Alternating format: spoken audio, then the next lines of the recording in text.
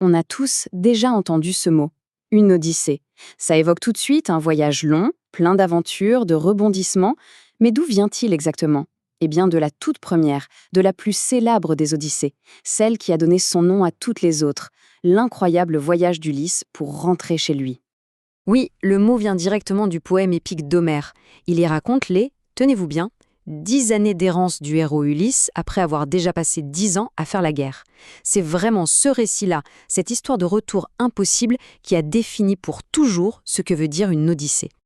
Et c'est la grande question, n'est-ce pas? Après avoir gagné la guerre de Troie, comment un héros, un roi, peut-il mettre 20 ans à rentrer chez lui? 20 ans! Tous les autres chefs grecs sont rentrés. Alors qu'est-ce qui a bien pu retenir Ulysse si longtemps, loin de son île, Ithaque, loin de sa femme, Pénélope, et de son fils, Télémaque? C'est ce qu'on va explorer ensemble. Alors, pour suivre ce périple incroyable, on va le découper en plusieurs étapes clés. On commencera par ses 10 années d'errance avec ses rencontres les plus folles comme le Cyclope et la magicienne.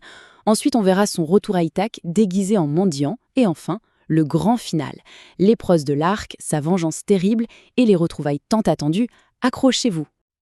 Allez, on plonge dans le premier acte, l'errance. Et on commence au cœur du problème, ces fameux 10 ans d'errance. Imaginez un peu la scène.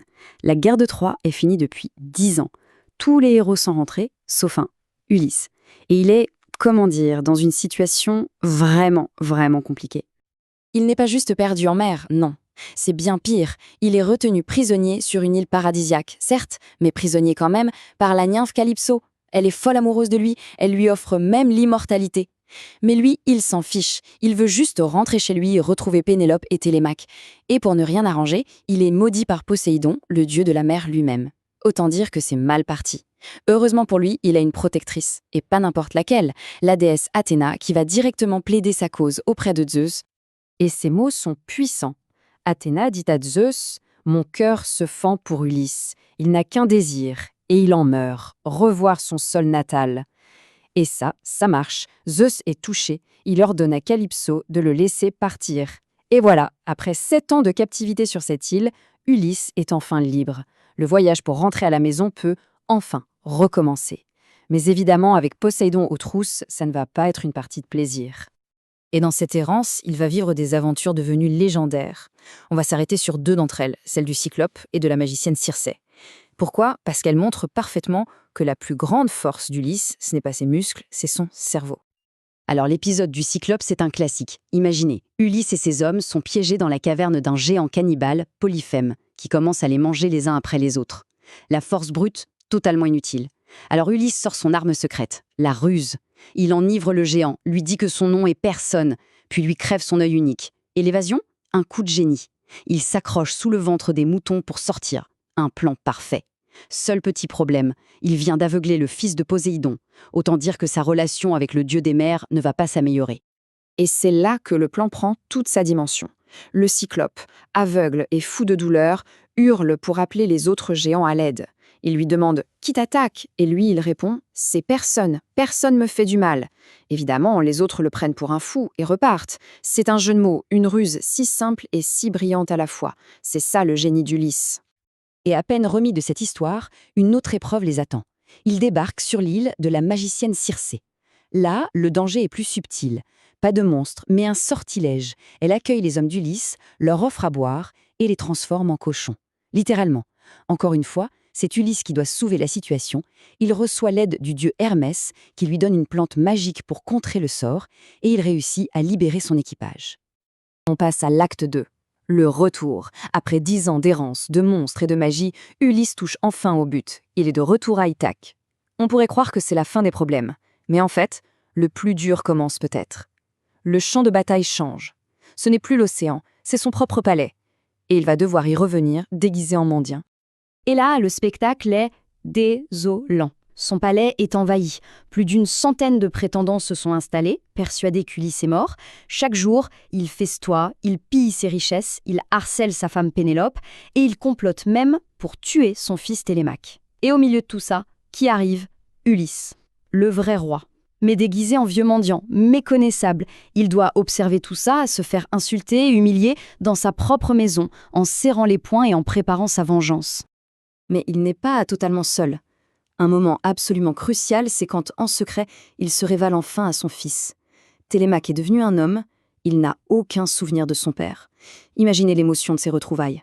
Après le choc, le lien est immédiat. Le père et le fils sont enfin réunis. Et ensemble, ils vont mettre au point le plan qui leur permettra d'affronter plus de 100 hommes. Le décor est planté pour le grand final. Acte 3, vengeance et réunion.